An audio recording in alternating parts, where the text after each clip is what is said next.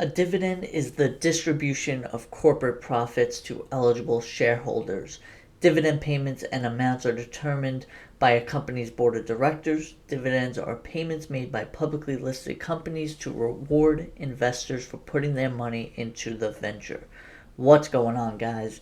This is Phil from Millennial Money Gains, and welcome back to a brand new video. In this video, I got a very exciting one for you. I am going to show you exactly how and why I run my dividend portfolio just like I would run a business.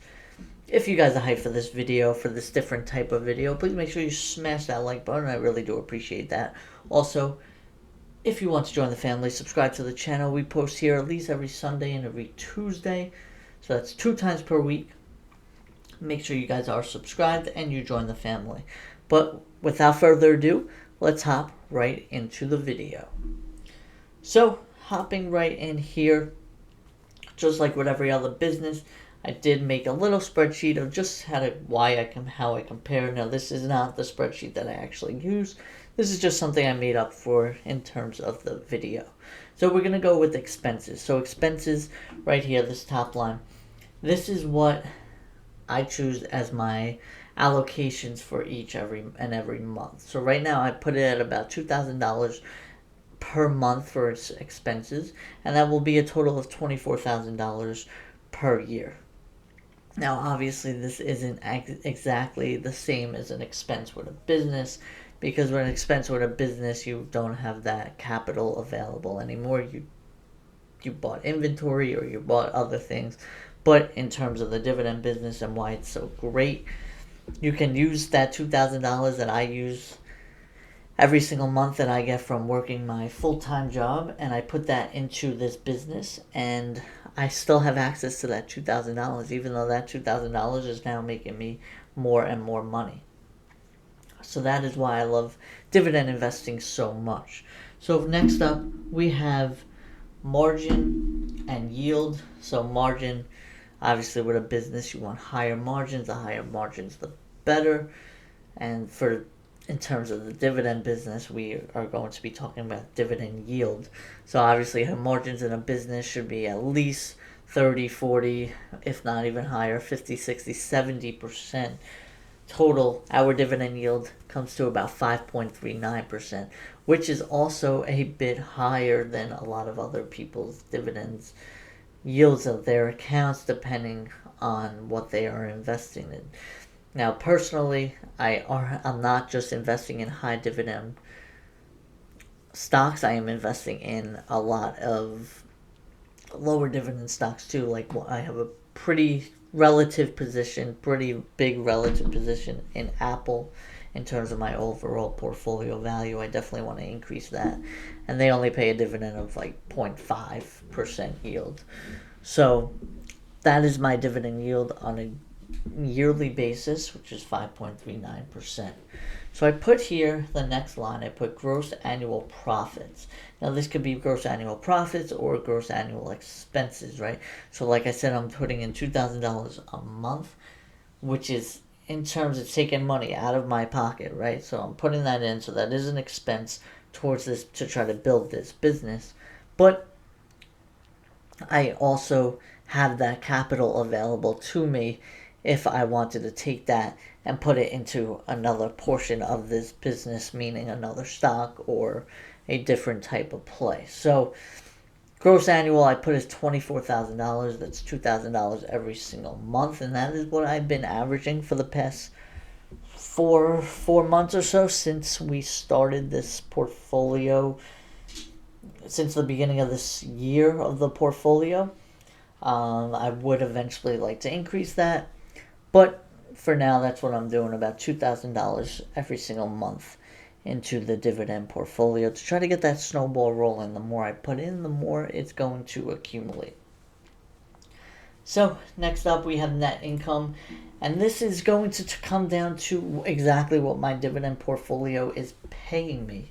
So right now, at the current value it's paying me $1,453, and that is on a yearly basis. So that is complete cash flow that we are generating from those initial expenses. right? So my portfolio value about right now is about $25,000 or so, and it's generating about $1,453 every single year. So we divide that by 12, and it's about $121 in monthly cash flow that I am generating from this portfolio. Now, obviously, the more expenses, and I'm using quotations here, more expenses I have, the more that this will generate. So, some key things we need to focus on. Inventory, right? So we put inventory as the number of stocks that I have.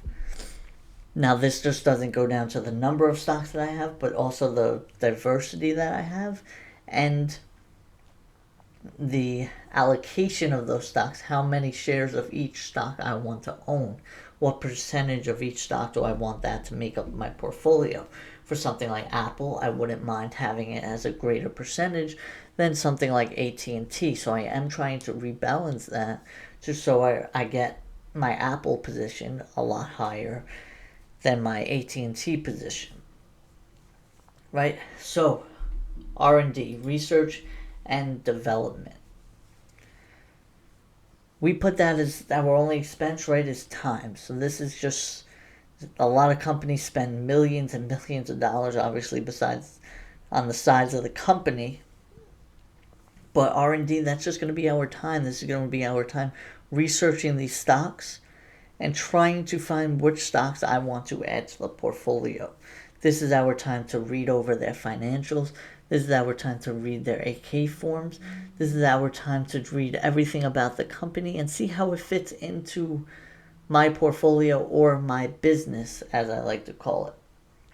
So R&D, that's going to be the bulk of our time with this business.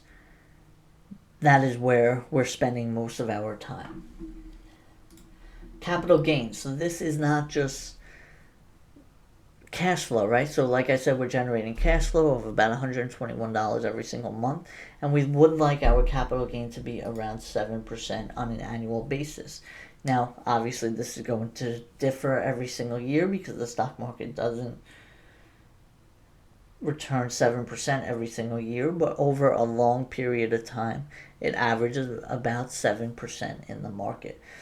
So an average return of 7%, that will really increase my portfolio over the span of 5, 10, 15, and 20 years. So that is another benefit to having a dividend business rather than just owning stocks and that don't pay a dividend and just shoot for that capital gain, because we are getting that 5.39% in dividend yield. Plus, if we can get that 7% of capital gain and capital return every single on an annual basis, that will really help snowball and speed up this process and turn this into a dividend monster and a huge successful business. Next, we have CRR.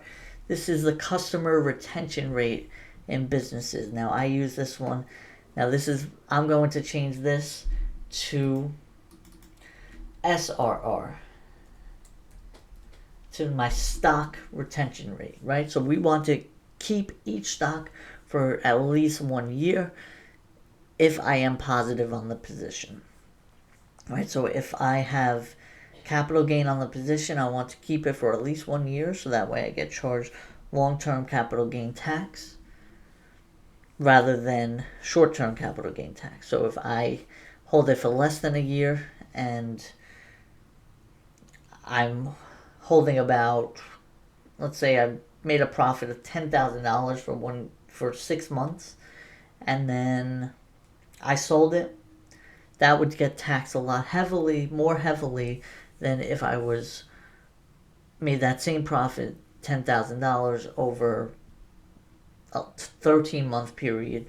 It would get taxed a lot more heavily. So that is my stock retention rate. I want to hold all of my winning positions for at least 1 year, unless the company dramatically changes something and the fundamentals change. If the fundamentals change, then right back through the R&D team, right? This is all me right now. Obviously, I don't have a team. This is all me.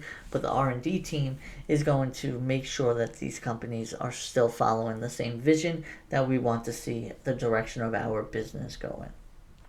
Alright, so this is pretty much how I am running my dividend portfolio. Obviously, that's pretty small right now, but eventually this will turn into a business that's generating $30, $40, $50,000 per year, which still would be a very small business, but that would just be one extra income route that goes straight into my pocket.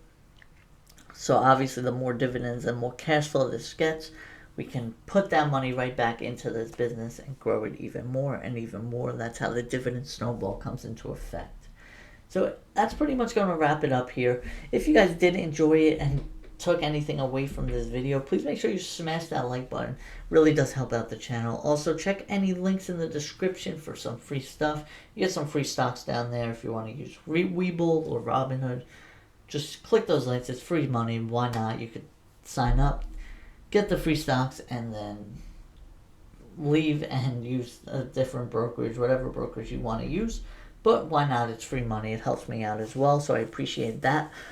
Also, make sure you guys are subscribed to the channel. We post videos just like this one every Sunday and every Tuesday. That's 2 videos a week. We do dividend stock analyses. We go over my dividend portfolio and my business.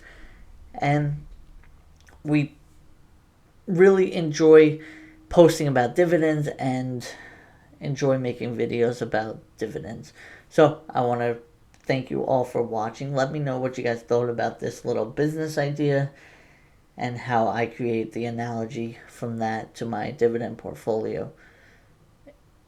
I will see you guys in the next video. Peace.